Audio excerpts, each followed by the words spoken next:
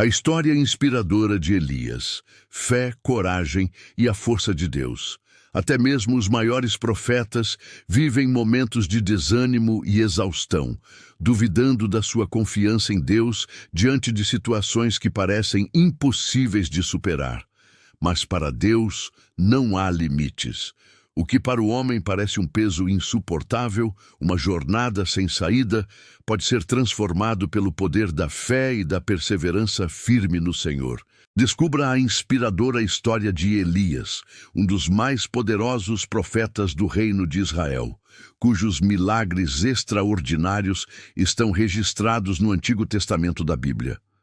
Uma trajetória de coragem e fé, mas também com momentos de muita angústia e medo, que vai renovar sua esperança.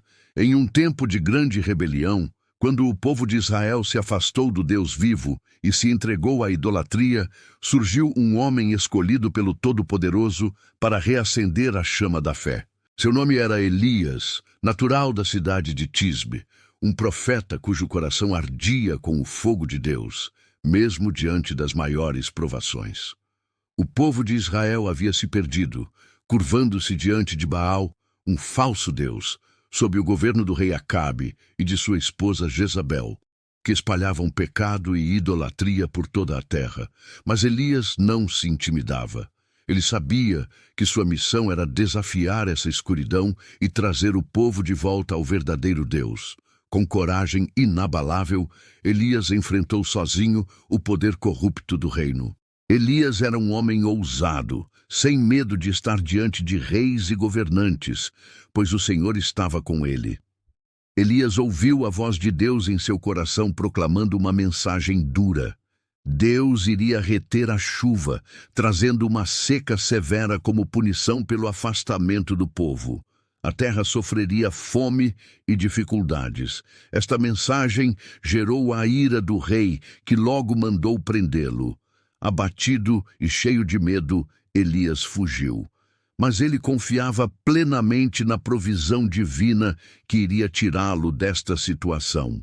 Deus falou ao seu coração e o instruiu a se esconder junto ao riacho de Querite, onde os corvos milagrosamente o alimentariam, e ele beberia da água do riacho. Mesmo sozinho, com muito medo e sem saber o que fazer, Elias orava e reafirmava sua confiança em Deus. Depois de um tempo, o riacho secou porque não havia chovido. Elias ficou muito preocupado e orou com fervor. Então a palavra do Senhor falou novamente ao seu coração, dizendo para ir para a cidade de Sarepta e que procurasse uma viúva que cuidaria dele. Quando Elias chegou ao portão da cidade, de fato uma viúva estava lá juntando gravetos. Ele a chamou e pediu um pouco de água para beber e um pedaço de pão. Ela respondeu que não tinha pão, apenas um punhado de farinha e um pouco de azeite em uma jarra. Ela estava juntando gravetos para cozinhar um pequeno pão para ela e o filho. Elias então lhe disse para fazer pão, pois a caixa de farinha não acabaria. Nem o azeite da botija secaria até o dia em que o Senhor enviasse chuva sobre a terra. Ela fez conforme a palavra de Elias. Elias, ela e seu filho comeram por muitos dias. A farinha não acabou, nem o azeite da botija secou, conforme a palavra do Senhor falada por Elias, ensinando que a fé e a obediência abrem portas para milagres. Mas a prova maior veio quando o filho da viúva adoeceu gravemente. Elias, com fé, clamou a Deus, e o menino ficou curado, confirmando que o poder de Deus é maior que a morte e o desespero. Após anos de seca, Deus ordenou que Elias se apresentasse ao rei Acabe e prometeu enviar chuva. Elias, mesmo com medo, confrontou o rei e o povo, denunciando a idolatria e chamando-os ao arrependimento.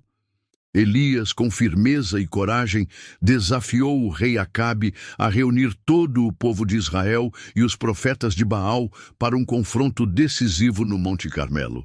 Ali, diante de milhares, seria decidido quem era o verdadeiro Deus, o Senhor, Criador do céu e da terra, ou Baal, o falso Deus adorado pelo povo. Elias convocou o povo a escolher a quem serviriam, mas muitos permaneciam indecisos, divididos entre a fé e a idolatria. Para provar quem era o Deus verdadeiro, Elias propôs um desafio simples, porém poderoso. Cada lado prepararia um touro para o sacrifício, mas nenhum deles acenderia o fogo. Depois, invocariam seu Deus para que enviasse fogo do céu e consumisse a oferta. Os profetas de Baal clamaram, dançaram e gritaram do amanhecer até o meio-dia, mas nada aconteceu. Elias, com um toque de ironia, zombou deles, dizendo que talvez Baal estivesse dormindo ou ocupado e que deveriam gritar mais alto para acordá-lo. Então, Elias se aproximou do altar do Senhor, que ele havia restaurado com 12 pedras, simbolizando as 12 tribos de Israel, um sinal de que o povo deveria voltar à sua aliança com Deus. Para demonstrar o poder do Deus verdadeiro, Elias encharcou o altar com água 3 vezes, até que a vala ao redor estivesse cheia, tornando impossível que o fogo consumisse a oferta por meios naturais. Com fé e humildade, Elias orou, pedindo que Deus se manifestasse para que todos soubessem que Ele é o único Deus verdadeiro. Imediatamente fogo desceu do céu, consumindo o sacrifício, a lenha, as pedras, o pó e até a água da vala ao redor do altar. O povo, maravilhado e convencido, prostrou-se com o rosto em terra e declarou em uníssono: "O Senhor é Deus! O Senhor é Deus!" Elias sentiu um grande alívio. Após essa vitória espiritual, Elias disse ao rei Acabe para se alimentar e se preparar, pois o som da chuva abundante estava chegando. Elias subiu ao topo do Monte Carmelo, se curvou em oração e esperou. Logo, uma pequena nuvem apareceu no horizonte, crescendo rapidamente até que o céu escureceu com nuvens carregadas e o vento soprou forte. Finalmente, uma chuva poderosa caiu sobre a terra, encerrando a seca que castigava Israel. Mas a vitória de Elias despertou a ira da rainha Jezabel, que ameaçou sua vida. Temendo por sua segurança, Elias fugiu para Berseba, onde, exausto e desanimado, adormeceu. Foi então que um anjo o tocou 2 vezes, dizendo: "Levante-se e coma, pois a jornada é muito grande para você." Fortalecido pelo alimento e pela água providos pelo anjo, Elias viajou 40 dias e 40 noites até o monte Horebe, o monte de Deus. Lá, em uma caverna, Elias experimentou a presença do Senhor de uma forma profunda e transformadora. Não no vento forte, no terremoto ou no fogo, mas em um sussurro suave, Deus reafirmou sua missão e o chamou a continuar seu trabalho como profeta e líder espiritual. Com o passar dos anos, após a morte do rei Acabe numa batalha, seu filho Acasias assumiu o trono. Elias continuou fiel ao Senhor, treinando seu sucessor Eliseu e testemunhando muitos outros milagres.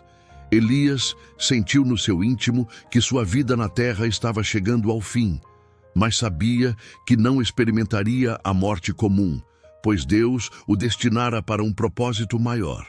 Antes de ser levado ao céu, Elias perguntou a Eliseu o que ele desejava antes de sua partida. Eliseu pediu uma bênção do espírito de Elias. Enquanto caminhavam juntos, uma carruagem com cavalos de fogo desceu das nuvens e o separou, e Elias foi levado aos céus num redemoinho. Eliseu, profundamente emocionado, pegou o manto de Elias que havia caído, bateu nas águas do rio Jordão e perguntou: "Onde está o Senhor, ó Deus de Elias?" As águas se abriram, permitindo que Eliseu atravessasse. Ele havia herdado grande poder, mas sua jornada e desafios estavam apenas começando. Esta história nos traz lições sobre fé, coragem, obediência e o poder da oração. Mesmo quando tudo parecia perdido, Elias confiou no cuidado e na provisão de Deus, mostrando que a verdadeira fé não depende das circunstâncias. Elias não se intimidou diante do rei e da rainha corruptos. Sua coragem inspira a defender a verdade mesmo quando estamos sozinhos.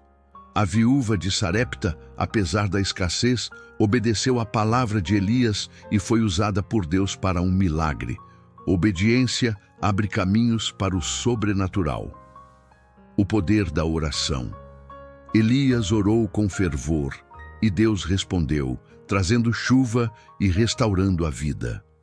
A oração é a conexão que transforma realidades. Esperança em meio à adversidade.